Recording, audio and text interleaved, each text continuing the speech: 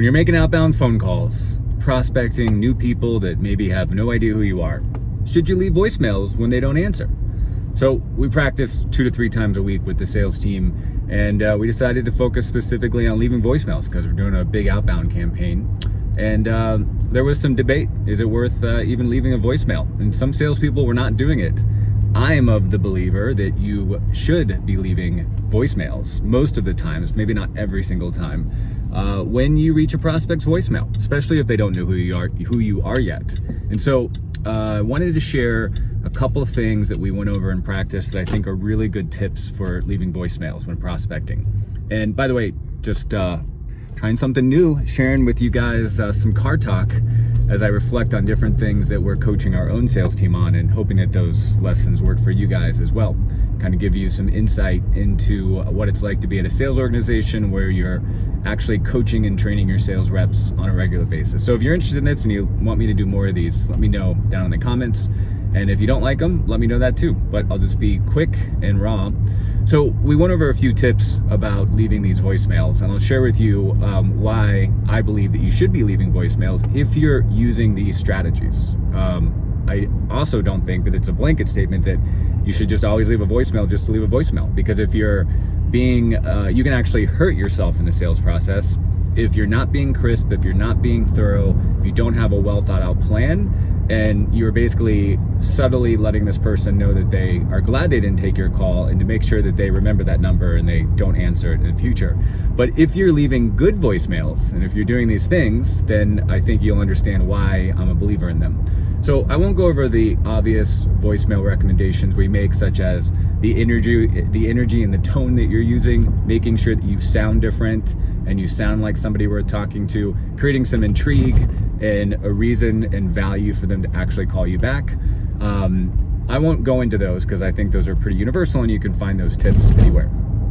What I want to focus on is the awareness that today, most executives or prospects that you're calling, especially business owners, probably aren't listening to your voicemail.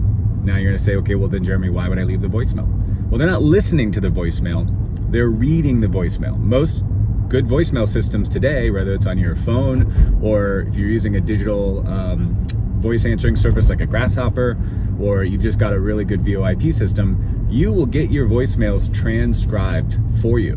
And so you need to be even more succinct, and you need to be even more intentional with the vocabulary that you're using, knowing that 80% of the time your voicemails will be read and not listened to. So that's tip number 1. Tip number 2 is essentially not to judge the success or failure of the voicemail by the prospect calling you back.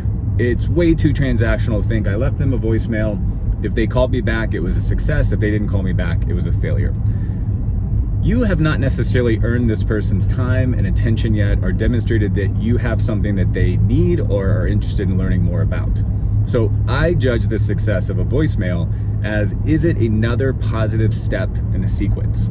Have I gotten another swipe at the piñata before I'll eventually crack it open? Because you never know exactly which time you hit the piñata, it's actually going to burst open and give you all the candy. But each time you add value and you creatively tell a story and build a relationship with this person, whether that's through social media, voicemail, email, in person, at events, however it is, you're simply, following the steps in a process, and basically taking another hit at the piñata. So I don't want to just leave a voicemail with the total goal of calling them back. In fact, I don't actually even say, call me back. I say, here's where I'm calling. This is why I think you might be interested in it. I'm going to try you again tomorrow at 4. Or I'm going to try emailing you because your assistant said that would be a better way to communicate with you. So stop judging the success of your voicemails in sales by whether they call you back or not. And know that you are just following a strategic and intentional process, building a relationship with that prospect. And you just never know which crack is going to open the piñata. So there's your car talk for today. Hope you guys enjoyed it. I'll continue to share some lessons from our practice and our sales experience. But right now, I'm going to the gym. Have a great day, guys.